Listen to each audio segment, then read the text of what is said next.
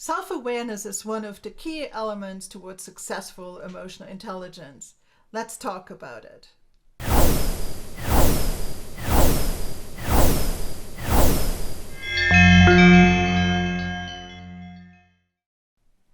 Hi, welcome to another episode of topyou. Today I am leading with Flavia Selvatici from sunny Argentina. She is a leadership, career, and life coach. Welcome, Flavia. It's so lovely to have you. I'm Claudia Cimenti, professional coach and founder of Topcoach Luxembourg from Luxembourg. Okay, Flavia, it's the first time we're talking. It's truly lovely. Thank you for the opportunity. Is self-awareness something that's dear and near and dear to your heart? Hi, Claudia. Thank you very much for this opportunity. I'm very excited to be here. I think self-awareness is key because what we cannot be aware of, then we can modify it. We can change something that we are not aware of. So if we, for example, if we are looking to get some results, get some objectives in our life, and we don't know why we cannot achieve them, then sometimes we need to go to check to understand what is happening inside of us, which are our emotions or our state of mind, and be aware of that, so to understand if that is functional, is effective towards that result. Yeah, I think you brought up something very, very nice here. It's that it's not just awareness of our actions, of the things that are also visible to others, how we interact with others, what we do, right? That's not the only self-awareness that we're talking here. We're talking about emotional self-awareness, how do I feel, and also cognitive awareness, what am I thinking, and the whole mindset spiel and things like that are going to become part of that.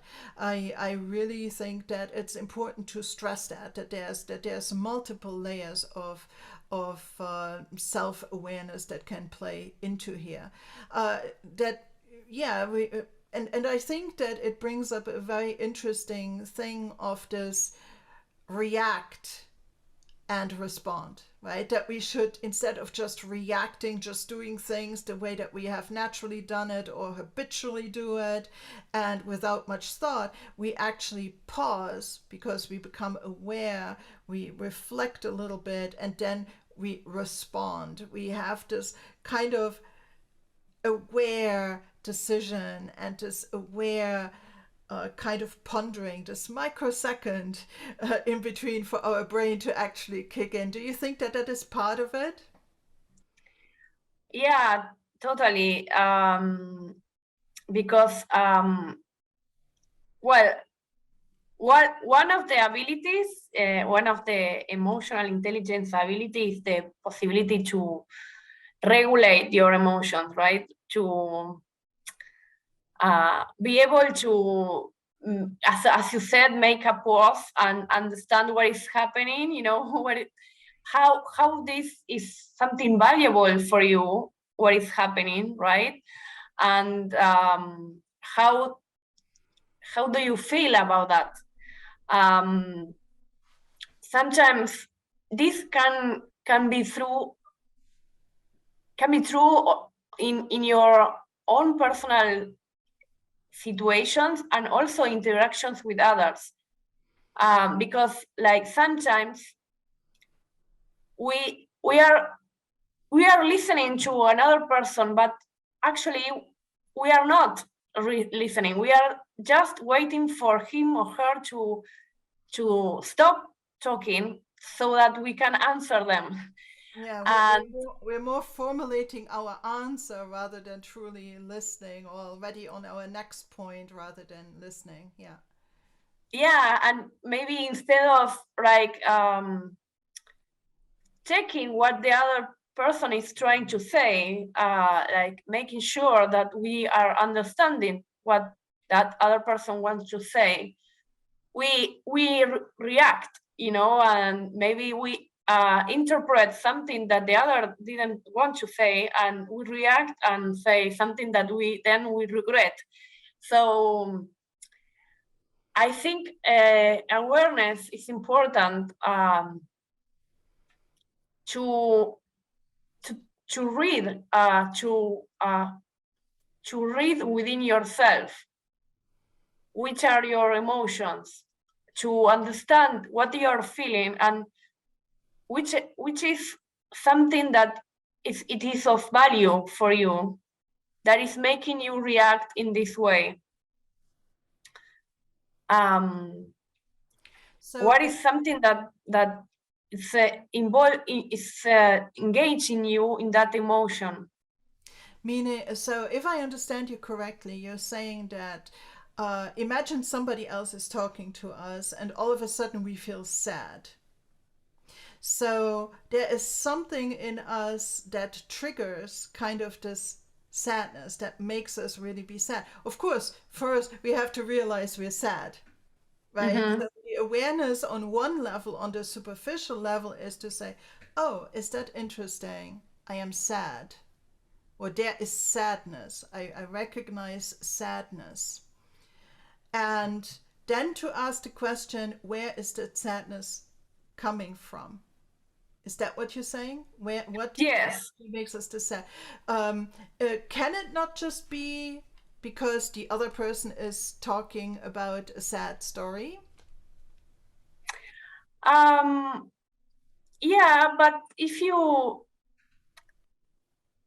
I mean, I think there is a difference between an emotion and an emotional state.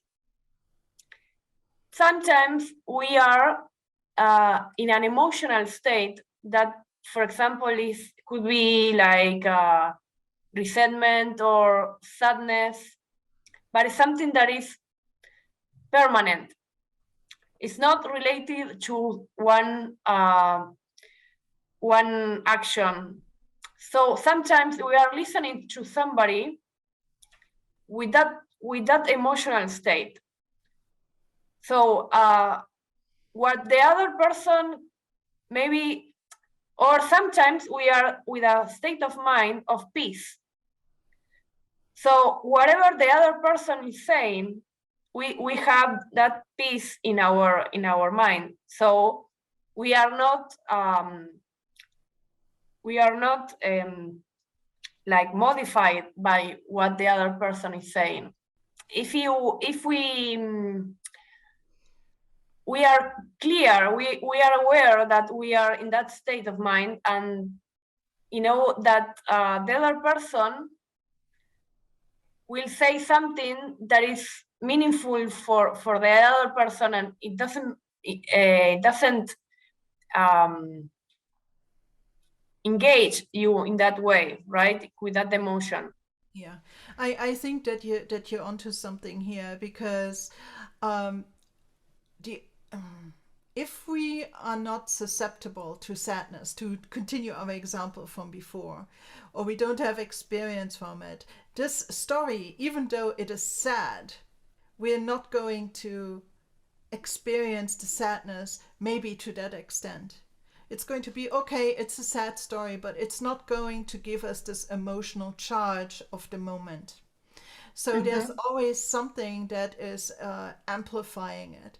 I studied also a German certification and coaching certification, and in there some German lady coach, and I'm so sorry that I forget her name, but she had actually this model of this cooking stove, and that we can essentially think of our emotional charge as a pot on this cooking stove. And sometimes it just gets dialed up really high, and sometimes it gets dialed really low. And what regulates that, it's emotional regulation essentially, right, is just like what we think or what we expect or what we have experienced, that in our own brain. That means the emotion cannot be imposed from the outside. It always originates from our interpretation of it. And Mhm. how important is it? How much does it relate to our own experience? And so on.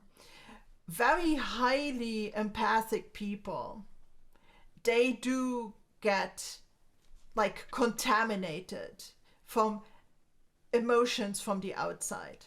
They can start to feel sad just because the person next to them feels sad. It's like a contamination, right? Mm. But that is already kind of an extreme case. I think that most people, emotions that come up have an origin in ourselves.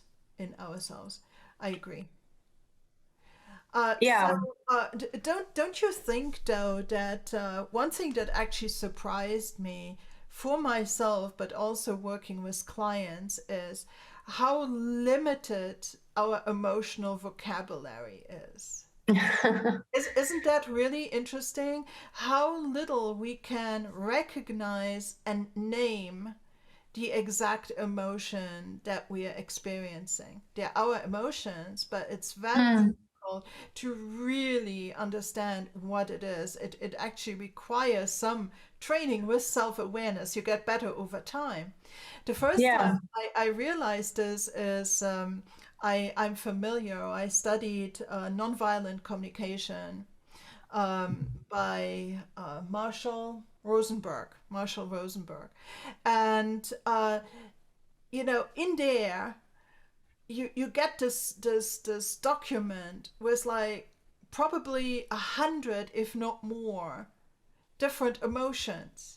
These are all the different kinds of anger. These are all the different kinds of sadness. These are all the different kinds of whatever. And I can link the document in the comments below. But it's really crazy how crude sometimes, how unrefined our own perception of emotions is. Do you have experience with that, Flavia? Or is it just Um, me and my clients? It's possible. yeah, I think that people are more oriented towards their goals, towards how to get to their, how to achieve their goals, but they don't make, sometimes they don't pay attention. We don't pay attention to the how, right? To the emotions um, that prompt us to go forward, and the emotions that take us to our past, or our emotions that maybe don't open possibilities for us. So in order to be successful in our goals, it's very important to dedicate some thoughts about our emotions, how we are feeling, and if those emotions are aligned to what we want to achieve. Um, for example, if 80% of our day we are angry, right? We are complaining. We are like looking to other people with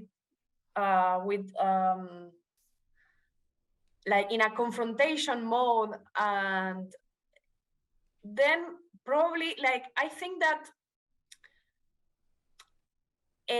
relations are very important when you want to achieve a goal, that goals that are interpersonal, right? So, and the way you manage your emotions within yourself, and the way you manage your emotions to the other person, can define if you get the result or not. So I think that it's really important to be aware of our emotions, so that we can transform them. We can learn from them. We can learn how we are feeling, and maybe, I don't know, if we are angry about something, then maybe buy us ice cream so we can feel something else, and after eating that ice cream, then go for our goal, right?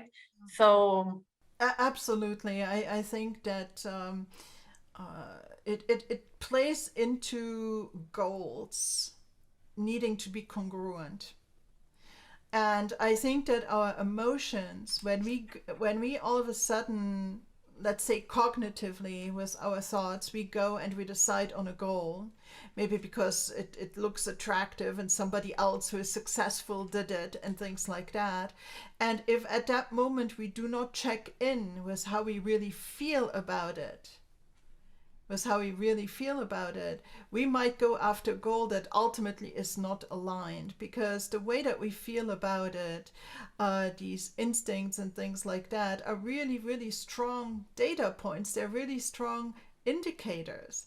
And oftentimes, you go about people looking at goals, and in coaching we see this, that people try to set goals that, to go towards a vision or go away from some problem state or whatever. And it's very important to ask them, and how do you feel about that? How do you really feel about that? It's a very, very important thing.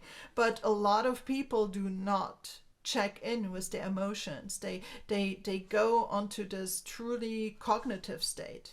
And also, I think that it like what you mentioned before, it also applies to how we engage with people.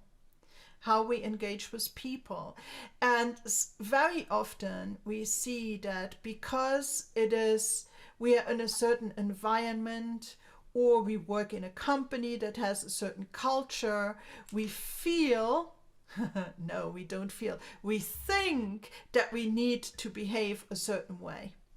And sometimes these behavior traits are very foreign to who we are. Let's say that you're very inspirational, like you're a high I person, like on the disc profile, right? You're a very interactive, inspirational person that really wants to deal with other people and be, the center of attention and stuff like that. But you're in a very directive, very competitive kind of high D environment. You cannot take a high I person, and turn them into a high D person without some repercussions, right? They might behave that way, but it doesn't change who they are.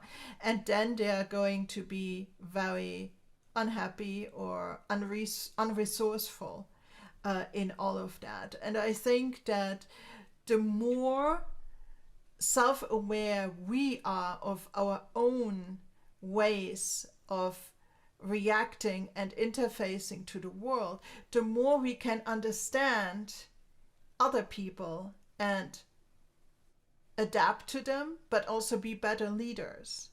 I think that the more we become aware, self aware of our internal emotional states and how they can change and what can trigger them and things like that, we come to an understanding that other people are the same. They have emotional responses that are important, and either they are aligned or not. And I think that this awareness that this emotional component exists in us will make it easier for us to accept that it exists differently, but it exists in other people as well. And I think that it makes us better partners, lovers, bosses, right, friends. And so I think that that's another aspect of this emotional self-awareness. What do you think?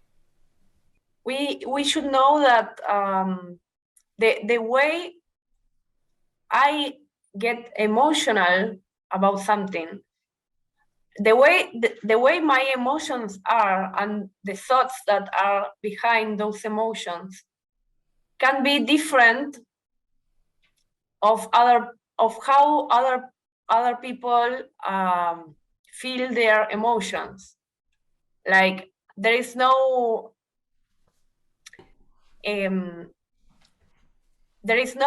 one way to feel joy, or one way to feel sadness or angriness or anger.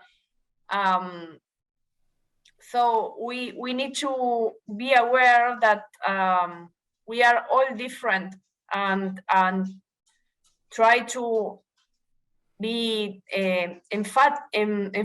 empathetic with people when they are feeling something. They are try to understand what is their point of view, what is making them feel in that way, instead of judging that emotion. So, and I think that we talked earlier that, we react emotionally to an external stimulus, but it is our own internal model, our own experience, and our own self that kind of flavors the emotion that comes out. And so the logical conclusion is, because other people have different experiences, different internal models, different views of the world, their emotion is going to be their flavor. Mm-hmm. And, to try to assume that everybody's emotion is going to be like mine is just judgment, right? Because then if it's not like mine, I judge, or it's good or it's bad. So I think that self-awareness is truly at the root of this exploration. The more I become aware of what triggers this emotion to be that emotion to that extent right now, based on whatever external or internal trigger, the more we can, understand and accept that others are different. And I think that that is one of the basic tenets of emotional intelligence, right? It's not only to regulate our own emotions, recognize them and regulate them, but it's truly having this understanding that others are just the same, but different. Mm-hmm. They're the same in that they have their emotional world and their emotional responses. They're just different ones because they're different people. Do you think this might actually be an interesting place to stop this little discussion, Flavia, or do you have something to add? No, it's okay. We can stop it. Okay, great. Everybody, that's it for this episode. I hope you enjoyed it. I'm sure there's going to be so much more to come. I look forward to exploring emotional intelligence so much more with Flavia. And Flavia, thank you so much. We will meet soon again. Take care for now. Bye bye. Thank you. It has been a pleasure. Thank you. Bye bye.